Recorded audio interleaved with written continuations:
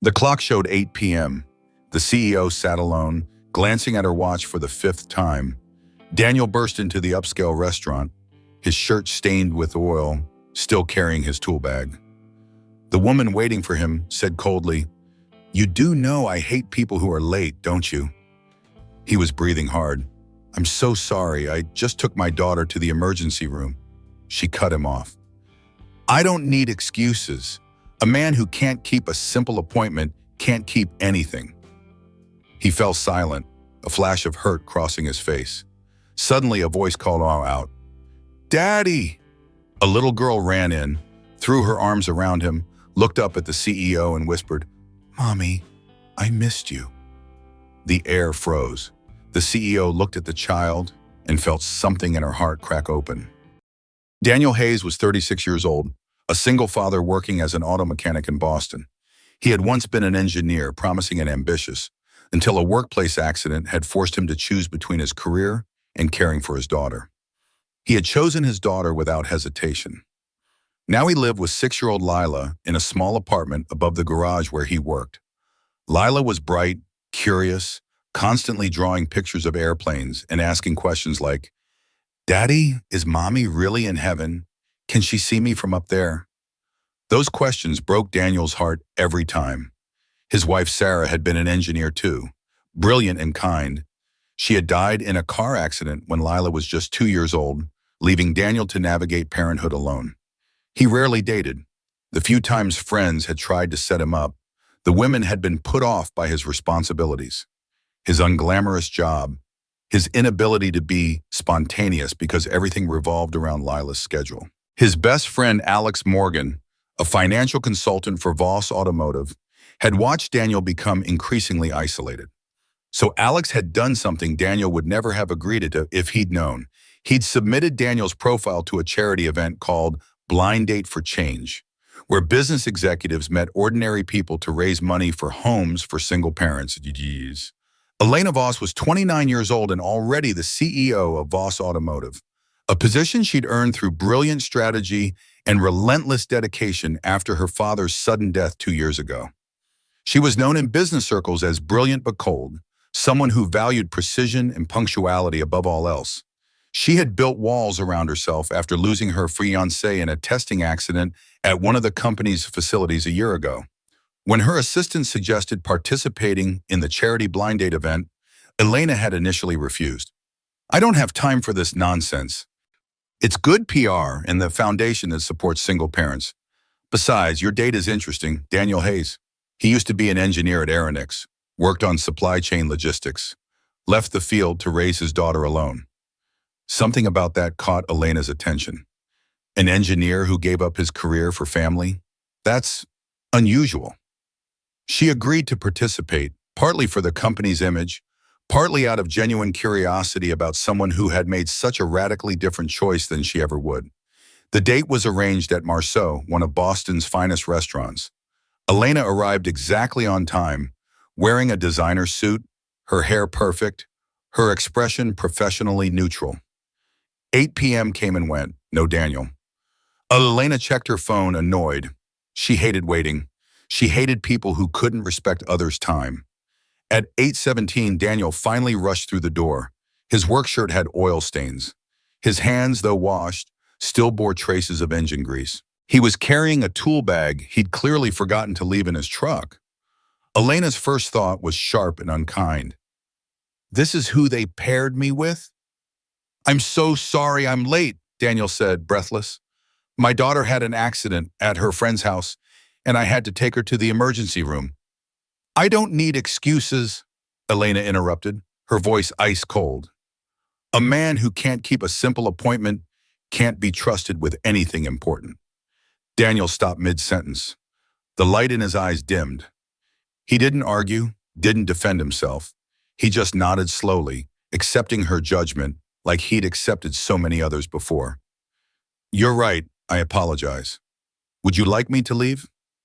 Elena was about to say yes when the restaurant door burst open again. A small girl with dark curls wearing a princess bandage on her knee ran straight to Daniel. "Daddy, I got scared you weren't coming back." The babysitter rushed in behind her, apologetic. I'm so sorry, Mr. Hayes. She insisted on finding you.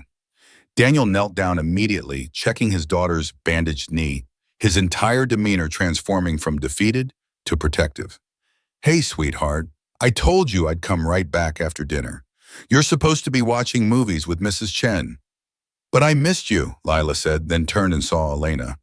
The little girl studied Elena's face with that unfiltered intensity only children possess. Then, without warning, she stepped forward and touched Elena's cheek gently. Mommy, Lila whispered, I missed you. The restaurant went silent. Daniel's face went pale. Lila, no, sweetheart, this isn't. But Elena couldn't hear the rest. She was staring at the 6-year-old child who had just called her mommy, and something she'd kept locked away for over a year was suddenly breaking free. Tears spilled down her cheeks before she could stop them. She who never cried in public. She who prided herself on control. I'm sorry, Daniel said quietly, lifting Lila into his arms. She's been asking about her mother lately. I don't know why I'm so sorry. Elena fumbled for her handkerchief, the monogrammed EV visible on the corner. It's fine, I need a moment. She stood abruptly and walked toward the restroom, leaving Daniel holding his confused daughter, the handkerchief falling unnoticed from her fingers. Daniel picked it up, used it to gently wipe Lila's eyes where she'd started crying at the strange lady's tears, then folded it carefully and put it in his pocket. Something about that moment felt significant, though he couldn't name why. The next morning, Daniel's phone rang with an unknown number. Mr. Hayes, this is Elena Voss. You left your wallet at the restaurant last night. Daniel had been so flustered, he hadn't even noticed. Oh, thank you. I can pick it up wherever is convenient for you. I'm at Marceau now. I'll wait. When Daniel arrived, this time wearing clean clothes and having dropped Lila at school, Elena was sitting at the same table, his worn leather wallet in front of her. Thank you for keeping it safe, he said. Of course, and I wanted to apologize to your daughter. My reaction was inappropriate. Daniel sat down, uninvited but somehow feeling it was okay. You don't need to apologize. I'm used to it. Used to what? People being cold when they have been hurt. I recognize it because I was the same way after Sarah died. Elena looked at him sharply. He had seen right through her carefully constructed walls in a single sentence. Your wife? Yes. Car accident 3 years ago. Lila barely remembers her, which is somehow both a blessing and a tragedy. He paused. She's been asking about having a mother lately. I think she sees other kids at school with 2 parents and feels the absence. And last night she thought I could be, I don't know, maybe you reminded her of Sarah somehow, or maybe she just wanted to believe. Daniel's smile was sad. 6-year-olds are optimists. They believe in possibilities adults have given up on. Elena found herself doing something completely out of character. Would she like to see the new electric vehicle showroom? We're unveiling the prototype next week, but I could arrange a private viewing. If she likes cars and planes like you said, she might enjoy it. Daniel looked surprised. You don't have to do that. I want to. Consider it my apology for being harsh yesterday. 3 days later, Daniel and Lila stood in the gleaming Voss automotive showroom, staring at the sleek electric prototype. Lila was mesmerized. Daddy, it looks like it's from the future. It kind of is, Daniel said, walking around the vehicle with professional appreciation. The frame design is brilliant. Whoever engineered the weight distribution system solved a problem I've been thinking about for years. Elena, who had been hanging back, stepped forward. You used to design these systems, didn't you? A lifetime ago, I worked on frame engineering for commercial vehicles. My wife Sarah worked on battery systems. We used to talk about collaborating on an electric vehicle project someday. He smiled, but it was tinged with loss. Obviously, that didn't happen. What made you leave the field? After Sarah died, I was drowning, working 80-hour weeks, barely seeing Lila, missing every school event. One day I realized I was losing my daughter while chasing a career that couldn't love me back. So I stopped chasing. Elena had never heard anyone talk about career sacrifice without resentment. And you don't regret it? Regret giving up corporate success to tuck my daughter into bed every night? To be there when she's scared or sick or happy? No, I don't regret it at all. Something shifted in Elena's expression. My fiancé died testing one of our vehicles. I threw myself into work afterwards, became CEO, restructured the company, proved I could do it all. But some mornings I wake up and can't remember why I was fighting so hard. It was the most honest thing she'd said to anyone in over a year. From that day forward, Elena started finding excuses to visit the garage where Daniel worked. She'd bring her car in for service she didn't need, stay to watch him work, and more importantly, spend time with Lila. Lila adored her. The child would draw pictures while Daniel worked, and Elena would sit on the floor beside her, asking about school and friends and favorite colors. "You're good with her," Daniel observed one afternoon. "She makes it easy. She's wonderful." "She thinks you're wonderful too. She keeps asking when Elena Mama is coming to visit again." Elena felt her heart contract. "Elena Mama? I can tell her to stop if it makes you uncomfortable." "No, it's actually the nicest thing anyone's called me in years." One evening, Lila showed Elena a drawing she'd made. 3 people standing in front of a house, holding hands. "That's you, Daddy, and me," Lila explained. "If I had a mommy, I'd draw sunshine everywhere." Elena knelt down beside the little girl, emotion overwhelming her. "You already have sunshine, sweetheart. You're the sunshine. Then maybe you can be the rain that makes flowers grow." The metaphor was clumsy, the way children's metaphors often are, but it hit Elena with unexpected force. She pulled Lila into a hug, holding her tight. Daniel watched from across the garage, something fierce and tender crossing his face. Later, after Lila had fallen asleep in the break room, Elena and Daniel sat outside under the stars. "Can I ask you something?" Elena said. "Why did you agree to that blind date? You don't seem like someone who does charity events." "Alex entered my information without telling me. By the time I found out, it was too late to back out without making the foundation look bad." "So you went to a date you didn't want, rushed from an emergency with your daughter, and endured my judgment, all because you didn't want to hurt a charity's reputation?" "When you put it that way, it sounds kind of pathetic." "No, it sounds like integrity." Elena turned to look at him directly. "I was horrible to you that night." "You were scared, I know, scared. It's okay." "It's not okay. I judged you for being late when you were being a good father. I decided you were unreliable when you're actually the most reliable person I've met." "Elena, no, let me finish. I've spent 2 years convinced that success meant never showing weakness, never being vulnerable, never letting anyone close enough to hurt me. You've shown me that real strength is showing up every day for someone you love, even when it's hard, especially when it's hard." Daniel reached out and took her hand. "You've shown me something too, that maybe I don't have to do this alone, that maybe letting someone in isn't weakness." They sat in silence, hands intertwined, while inside the garage, Lila dreamed of mothers and sunshine and families that chose each other. The media storm hit without warning 2 weeks later. CEO Elena Voss dating mechanic. "Scandal or romance," read the headline, accompanied by a photo of Elena and Daniel leaving the garage together, Lila between them holding both their hands.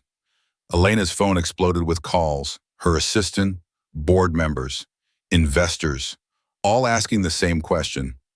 What was she thinking? The emergency board meeting was brutal. "You're the face of this company," board chair Richard Martinez said coldly. "Your judgment is being questioned. Dating a mechanic? Someone who's clearly beneath your social status." "Stop right there," Elena interrupted. "Daniel Hayes is more intelligent and capable than half the people in this room." "That's not the point. The point is perception. Our shareholders are concerned. Our competitors are mocking us. You need to end this relationship immediately." "No." The room went silent. "No?"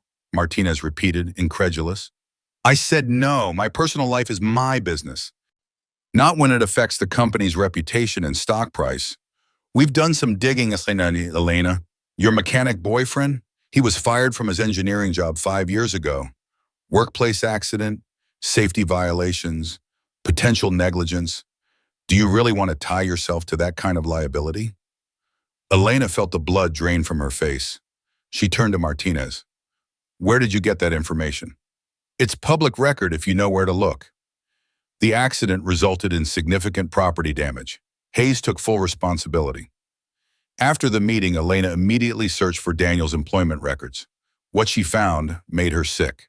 5 years ago, Daniel had worked for Meridian Engineering, a major contractor for various automotive companies. There had been an accident, a crane malfunction that destroyed a prototype vehicle and injured 2 workers. The investigation report blamed operator error and insufficient safety protocols. Daniel Hayes had been listed as the supervising engineer on duty, but as Elena dug deeper, she found something else. Emails between Meridian executives discussing the crane's known defects, maintenance reports that had been ignored, and a settlement agreement where Daniel Hayes was paid a small sum to accept responsibility for the accident. He had taken the blame to protect his job and get the settlement money that would support Lila after Sarah's death. Elena felt physically ill, because the deeper she dug, the more familiar some of the names became. Meridian Engineering had been a contractor for Voss Automotive. Her father had been CEO at the time. And the final approval on the settlement agreement, the one that destroyed Daniel's engineering career to protect corporate interests, had been signed by Richard Voss. Her father had ruined Daniel's life to avoid a lawsuit. Elena sat in her office until midnight, staring at the documents. Then she made a decision that would change everything. The next morning, she called a press conference. The media room was packed. Board members sat in the front row, confused about what Elena was planning. "Thank you for coming," Elena began, her voice steady despite the nerves. "I'm here to address recent speculation about my personal life and to make an important announcement about Voss Automotive." She pulled up a presentation. 5 years ago, our company was involved in covering up a workplace accident. Engineer Daniel Hayes was coerced into accepting responsibility for equipment failures that our contractors and our company knew about, but chose to ignore. My father signed off on this agreement. Gasps rippled through the room. Board members looked panicked. "I'm announcing today that Voss Automotive is conducting a full internal ethics review. We're also reaching out to 17 other individuals who may have been similarly treated by our previous management. And I'm personally apologizing to Mr. Hayes for the injustice my family's own company perpetrated against him." "Elena, you can't." Martinez started to stand. "I'm also announcing my resignation as CEO, effective in 30 days, pending the ethics review." The room erupted. Cameras flashed. Reporters shouted questions. Elena walked out of the press conference and drove straight to Daniel's garage. He was under a car, but rolled out when he heard her heels clicking on the concrete. "Elena, what's wrong?" "It was my company, the accident that destroyed your career. My father signed the papers that made you take the fall." Daniel stood up slowly, wiping his hands on a rag. "Meow. I know." "You know, since when?" "I figured it out about a week ago, saw your father's signature on some paperwork at your office." "And you didn't say anything?" "What was there to say? Your father's dead. The company's under new management.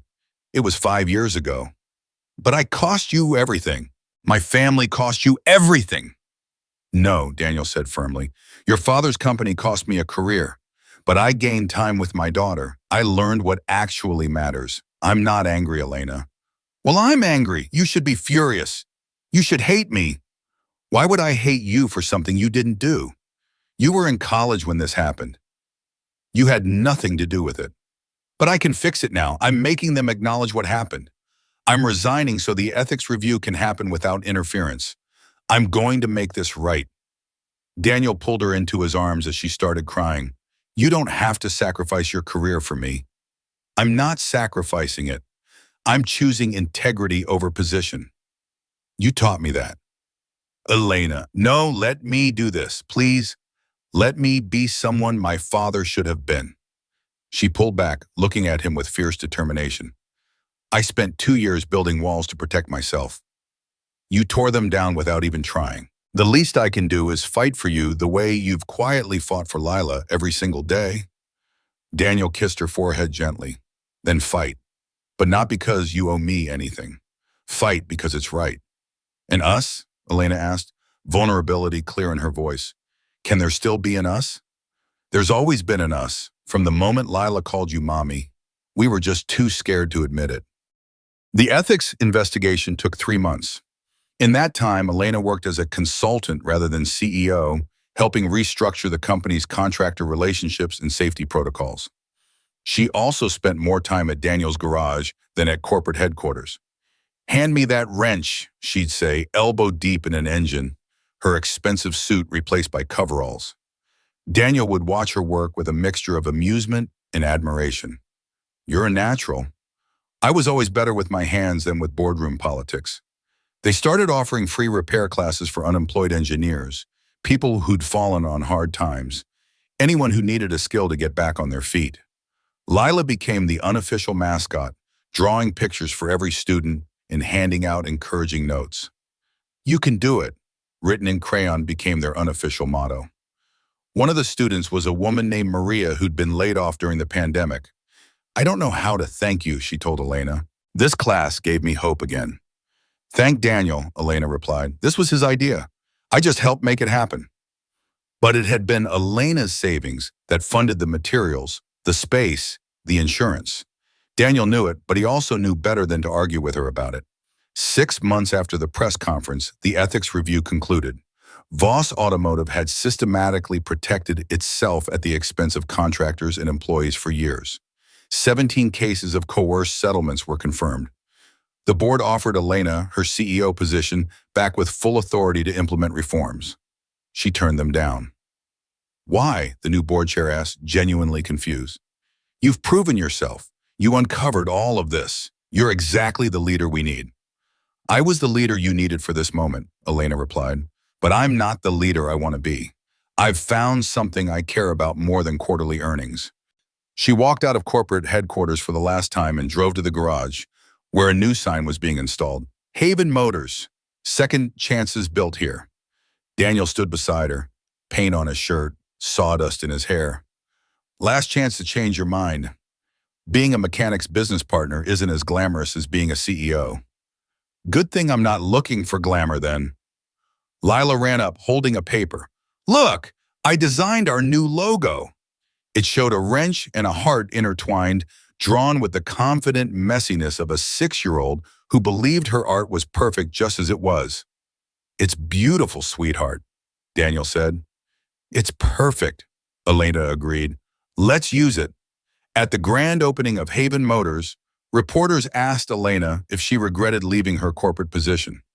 "Not for a second. I was running a company for all the wrong reasons. To prove something, to honor my father's memory, to avoid dealing with loss. Now I'm building something for the right reasons. To help people, to create actual value, not just shareholder returns, and to be part of a family." The mechanic and his daughter? Yes, and before you ask, no, it's not scandalous or inappropriate. It's the healthiest relationship I've ever had. He sees me as a person, not a position. And his daughter taught me that love isn't something you have to earn through perfection. It's something you give freely because you choose to. That evening, long after the reporters left and the celebration ended, the three of them sat in the garage office. Lila was coloring, humming to herself. Daniel was reviewing the week's schedule. Elena was doing paperwork, her feet propped on Daniel's desk in a way that would have horrified her corporate colleagues. "This is nice," Elena said softly. "What is?" "This, all of it. Being somewhere I want to be instead of somewhere I'm supposed to be." Lila looked up from her coloring. "Mama Elena, are you staying with us forever?" Elena's breath caught. Lila had fully adopted the Mama Elena nickname, and Elena had stopped trying to discourage it. "If you'll have me, sweetheart." "Of course we'll have you," Lila said matter-of-factly. "Your family, right, Daddy?" Daniel reached across the desk and took Elena's hand. "Right, if she wants to stay." "I want to stay," Elena confirmed. "Not because I need you, but because I choose you, both of you, every day." Lila smiled and went back to her drawing, adding 3 figures to her picture. A tall one, a medium one, and a small one, all holding hands under a rainbow. "That's us," she explained unnecessarily. "Our family." Lena looked at the drawing that would later be framed and hung in their home and realized that this 6-year-old understood something it had taken her 29 years to learn. Family isn't about blood or status or perfect timing. It's about showing up, even when you're late, even when you're scared, even when the timing seems all wrong. It's about choosing each other again and again in the midst of chaos and imperfection in real life. 1 year after Elena walked away from her CEO position, Haven Motors had become more than a garage. It was a community hub, a training center, and a symbol of second chances. The morning Elena officially moved her last belongings from her downtown condo to the apartment above the garage, she stood looking at the space that was now officially home. It was smaller than her old place. The furniture was mismatched. Lila's drawings covered most of the walls. It was perfect. "Welcome home," Daniel said, wrapping his arms around her from behind. "I've been here for months. This is just making it official." "Still, welcome home." Lila ran through, trailing paint from an art project. "We made you a present." She held up a painting, the three of them in front of Haven Motors, with one simple caption written in Lila's improving handwriting: "Home is where Daddy arrives on time." Elena laughed so hard she cried. "That's perfect, sweetheart." "It's true," Lila explained seriously. "Daddy used to always be late picking me up because he was working so hard. Now he's on time because you help him. And you're on time too, even though you used to be busy all the time." Daniel and Elena exchanged glances over Lila's head, both thinking the same thing. The wisdom of children is terrifying. That evening, after Lila was asleep, they sat on the small balcony overlooking the garage. "Do you ever miss it?" Daniel asked. "The corporate world, the power, the prestige." "Sometimes I miss having an expense account," Elena admitted. "But no, I don't miss it. I was trying to be someone my father wanted me to be instead of someone I actually wanted to be. Turns out I like getting my hands dirty. I like fixing things. I like teaching people skills that change their lives. And the part where you're living above a garage with a mechanic and his hyperactive daughter? Best part of all." She leaned her head on his shoulder. "I was thinking about something Lila said that first night, when she called me mommy. I'm sorry about that." "Don't be. I think she saw something I was too scared to see. That I was supposed to be here. That despite the terrible timing and the awkward circumstances and everything being wrong on paper, it was actually exactly right." "You mean my being 17 minutes late, covered in oil, and completely inappropriate for a successful CEO was actually perfect timing?" "Precisely. If you'd been on time and perfectly polished, I would have gone through the motions, checked the box for charity, and never seen you again. But you were real, flawed, human, a father who put his child first, and that broke through every defense I'd built." Daniel turned to face her fully. "I love you, Elena Voss. I should have said it months ago, but I was afraid." "Afraid of what?" "That you'd realize you were too good for this, for me, for this life. I'm not too good for this. I finally found a man thing I'm exactly right for." She kissed him softly. "I love you too, you and Lila, my chosen family." Below them, the Haven Motors sign glowed softly in the darkness. Inside, tomorrow's training session materials were already laid out. 3 lives, once broken in different ways, now rebuilt together. The next morning, Lila was up early, making breakfast with Elena while Daniel finished paperwork. "Mama, Elena, can we adopt a dog?" "We'll have to ask your father." "But if you both say yes, then it's 2 against 1. Elena laughed. "That's not how family decisions work." "Why not?" "Because—" Elena paused, realizing she didn't actually have a good answer. "You know what? Let's ask him together." As the sun rose over Boston, light streaming through the windows of their small apartment above Haven Motors, Elena realized something profound. She had spent years chasing a definition of success that left her empty. Now, covered in paint from Lila's art projects and planning to negotiate for a family dog, she had finally found what success actually meant. It meant coming home to people who chose you back. It meant building something real with your hands and your heart. It meant being exactly where you were supposed to be, even if you arrived 17 minutes late. Especially if you arrived 17 minutes late. Because the best things in life don't run on corporate schedules. They run on love, patience, and the courage to stay when everything tells you to leave. And Elena Voss, former CEO and current mechanics partner, was finally perfectly on time. If you believe stories of second chances, chosen families, and love that defies expectations deserve to be told, please comment and subscribe to Hidden Heart Stories. We share the stories that should never be forgotten, tales of people who choose integrity over image, who sacrifice titles for truth, and who discover that home isn't a place, but the people who choose to stay. Because sometimes being late is exactly the right timing.